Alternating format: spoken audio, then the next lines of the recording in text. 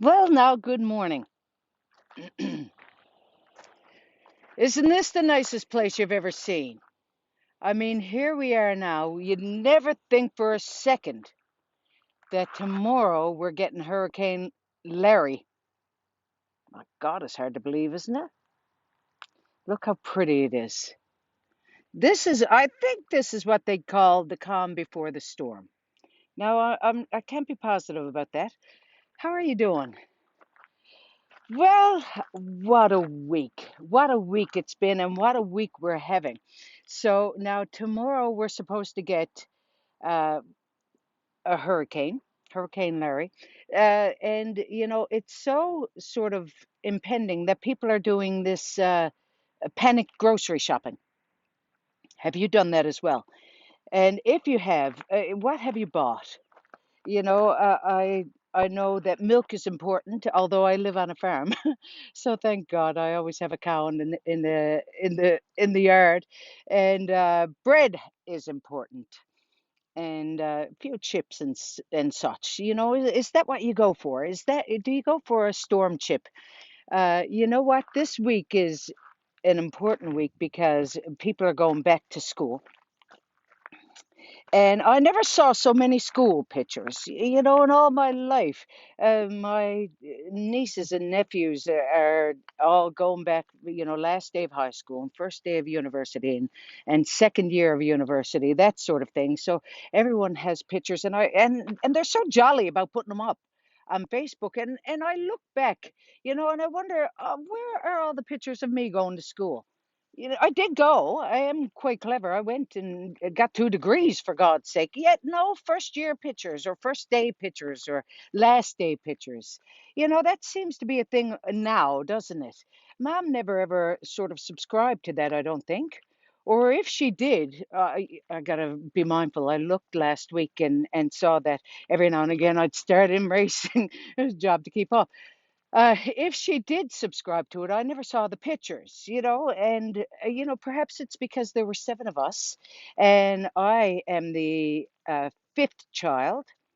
So after after four, she said, "That's enough, honey. How many firsts do we need?" I don't know. It could be, but Mom wasn't one now. Who really well, I have told you all about her. And I've told you that she was a wonderful, my God, she was wonderful. I'm so blessed. I really am. Uh, but she wasn't wonderful for this coddling sort of sense. She was wonderful because there was no bull. She just said it as it is, and that's that. And I remember when I was 14, 14 or 15, I can't remember now, one of these ages, I was going away for the very first time on my own. And I was going to with a friend of ours to Ontario. It was 1985, so make it up. I was born in '69, so make it up. However old that was. My God, it was 16, was it? Anyway, never good at math. That's why I went into the arts. So I was going away, and I was stood by the car, and someone was driving me to the airport. Mom wasn't going because I guess we didn't all need to go. So I stood up and I was crying, going. She said, "Darling, you're not going to frontline combat. You'll be back in a couple of weeks." And I thought, fair enough. Although I was very sad about leaving Mom for the very first time. And so anyway, but Mom was that way. When we were children, I'll just show you this because this is where I grew up, right here on this pond. And when we were children, we were so enticed by this. We just wanted to go to the pond. We wanted to swim in it, and we wanted to do water sports, that sort of thing. Good morning. And so there's a crowd of bikers here. Look, my God, how fit. Little tiny arses on them, like two eggs in a hanky. Anyway, we wanted to go into the pond and and swim. Now, Mom couldn't swim. She was like a rock. She just could not do anything at all. And, none of us really are that great swimmers because Mom said, "Darling, you can't go to the pond." I said, Mom, we'd love to just go, and have a little swim. But she said, well, suit yourself. But if you go to the pond, you'll get polio. So there you go. She said, poor Maggie Delahunty, her daughter, I think she died of that after. Oh, no, you know what? I think she was just put in a wheelchair for the rest of her life. I'll give her a call. You go to the pond and I'll let you know how she made out. That's how Mom was. There was never any sort of convincing. She just gave us the facts, make your own decision. And there you go. None of us ever touched the pond. And that is the truth. And, I don't know if that story that Mom told us was true or not, but I do know that there was no question about it. We're not touching it. So she didn't coddle us. There's no question. But, she just was the most wonderful person. And I see these people putting up their pictures now of the first day of school, and if she were alive, I'd say, where are my pictures? This is what I want to know, because firsts are important. And this weekend, and how are you doing? Tell me how everyone is doing. Last week I told you about my plight of having a lisp, and I haven't gotten a chance to get that video converted yet, but I'm on it. So this week, my niece is getting married, another first. She's getting married, and she's getting married next to the pond. I'm officiating. Yes, aren't I grand?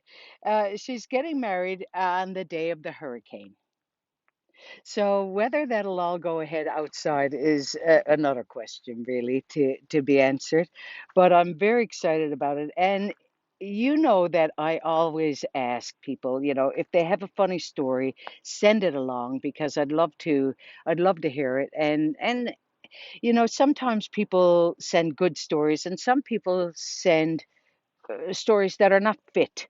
Anyway, my brother Ray has sent a story that sometimes they're not fit, and I just tell him, Ray, darling, and I know he's only doing it for badness, to say, oh, Sheila, and to get the laugh, and I know you can't use it. Well, anyway, he sent me a story years ago.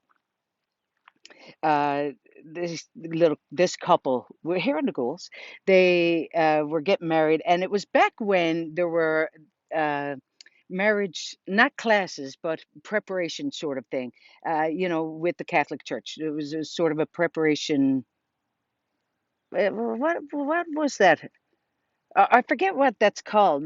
Do you know? Does anyone know what that's called? It's not marriage counseling, because they're not married yet. But anyway, you know my point. And anyway, they here in the Ghouls, and they were getting ready to get married. And the priest, Father John at the time, I think it was, said, now if you're serious about getting to know each other, you must not be practicing, sexual sort of intercourse. He said you must be abstaining from this. So he said that you can truly get to know each other's hearts, and you get to know how each other is feeling without the added stress of any sort of sexual encounter. So he said you must be abstaining from that for at least 2 weeks before we even, go further in this lesson. And so anyway, they did. At the end of the 2 weeks came, and the priest said, Father John said, so how did you do, Brian? How did you and your beautiful fiance Jill do? And he said, well, Father, we did pretty good. He said, we were doing good up until 2 days ago. He said, yes. And then what happened? Well, he said, 2 days ago, he said, well, we were kind of feeling sort of anxious with each other, because he said, we wanted some sort of release. So he said, we thought we'd go and get some groceries, and get a few chips and that, and watch a movie, and that'll take our minds off it. And he said, yes, yes, go ahead. And he said, anyway, she bent down to get the corn in the grocery store, and that was the end of that. He said, we sort of couldn't last any longer. And Father John said, well, I'm sorry. He said, you're not welcome into these classes anymore. He said, that's not all. We're not welcome to Big Goods either. I thought it was funny. Anyway, Ray told me that. So if you have any exception with that little joke, pick it up with him. God love you. I hope you have a wonderful day. And please, God, that we don't lose our electricity. When Before Mom passed, I we tore down our house and we rebuilt. And anyway, when we rebuilt the house, I put in a generator so that we didn't have to go through that sort of hassle of not having heat. Because mom was 77 and I didn't want her to go through that misery of going, because we can, can't we? And so anyway, I put in the generator. God bless her. If she were alive now, she was one of these people who would just say, uh, "Oh, you lost your power, did you?" So without bragging, she'd say it in this way: "You lost your power." Oh God, honey, I don't know if we lost ours. See, we have the generator, and so I don't know. So without bragging, she'd just let you know exactly how well she was doing. Anyway, I hope you have a wonderful week and love to you.